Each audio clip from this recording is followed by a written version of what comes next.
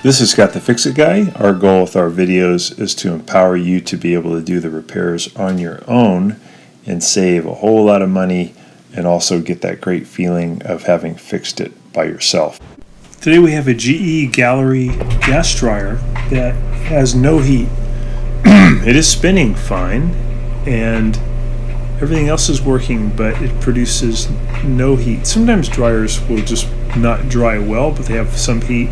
This one has none, so my suspicion would be it might be a bad igniter as you're reaching in to just feel the level of heat. The filter certainly is dirty, so I'll go ahead and clean that while I got it. And I'm going to clean off the little ledge that it sits on too using a long screwdriver, and then go ahead and put the filter back in. But that's a good thing to do just with all dryers, but this one for some reason has no heat at all. So I got to make sure the gas is on. That's important. Sometimes people inadvertently turn the gas off. That'll stop the heat. But the gas was on, so I'm going to check a few other things and do a little maintenance. I pulled off the vent tube, and I'm going to use my vent cleaning tool from linteater.com to clean out all the lint. So it goes right in there, kind of like a bottle brush hooked to your drill. I'm going to spin out the inside, make sure it's really clean. And doing this, sometimes you get a lot of lint comes out. In this case, it was already pretty clean because it's a short distance to where it leaves the house. So this was not the cause of poor performance, but it's just a good maintenance thing to do. Just got a little bit out of there.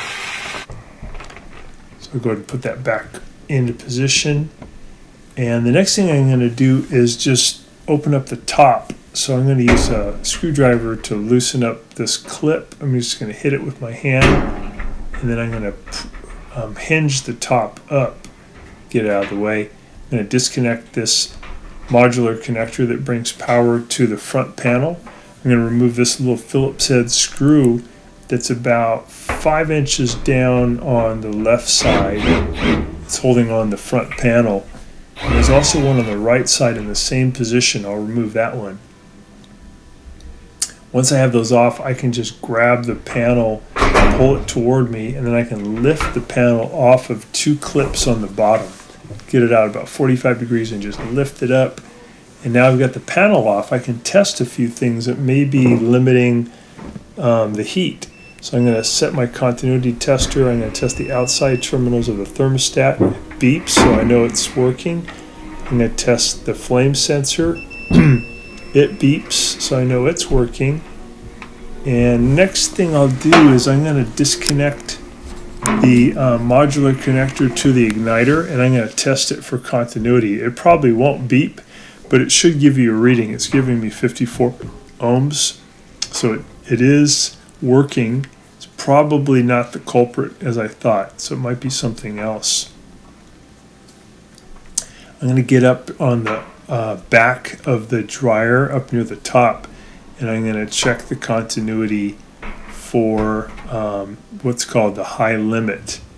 And the high limit is a thing that will block the power to the heat system if it gets too hot.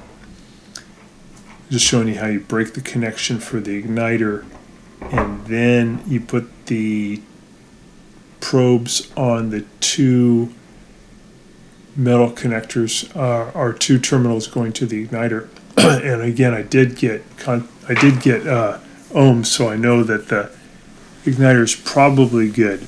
Sometimes igniters will give you an ohms reading, but they won't allow it to light.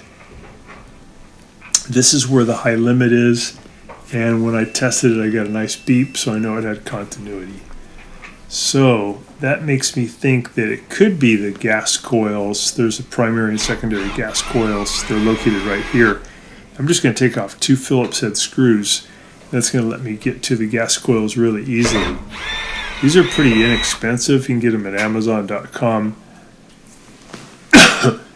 And they're called primary and secondary gas coils. They come in a little kit. So I pulled off the first one closest to me, and I'm going to pull its connector off, its power connector. I'm going to pull off the skinnier one that's a little bit further away. I'm going to pull off its power connector. And make sure you don't get mixed up and put the old ones back on. Make sure you get them out of the way.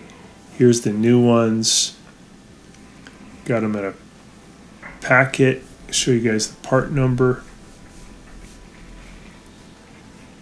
Here we go. And again, they're pretty inexpensive. And what they do is they allow a pin to stay open that allows for longer gas flow and allows for the flame to be on longer, which creates more heat. And sometimes when these get really weak, they don't even open at all anymore and you get no heat. So I think that's what's going on with this dryer. They're just so old that when they get powered up, no gas is allowed to come in. The igniter lights up, but it doesn't light anything because there's no gas. So I'm going to put the brace back on. I got the gas coils in position. I'm going to put the two Phillips head screws back in that hold the bracket in place. And then I'll put the modular power connectors back onto the igniters. And then we'll just go ahead and reassemble it. There is a way where you can test out the system before you do the reassembly to make sure you see a flame. You just have to reach in underneath the tumbler and disconnect. I'm just going to put those power connectors back on. But I'm going to reach in underneath the dryer and disconnect the belt. And then I'm going to put the front panel on top of the dryer, hook up the modular connector, and I'm going to start it. And what I did when I started it is I saw a nice big flame, so I know that I had cured the problem. So I put the front panel, I put the belt back on, put the front panel back in position. I'm going to put those two Phillips head screws back in. And then I go ahead and put the power connector together again. It only goes one way. There we go. I'm going to use a piece of wire here to hold this wire out of place. You could also use a zip tie. You just don't want it to fall in near the tumbler while the dryer is going. So you got to make sure you use something to keep it up against the frame so that it can't move toward the tumbler. And we'll close the top and we'll just snap it down into position. And now plug it back in. We can give it a test. So back to drying really good, and all it needed was those new primary and secondary gas coils. Thanks so much for watching, and please subscribe when you get a chance. Thanks again.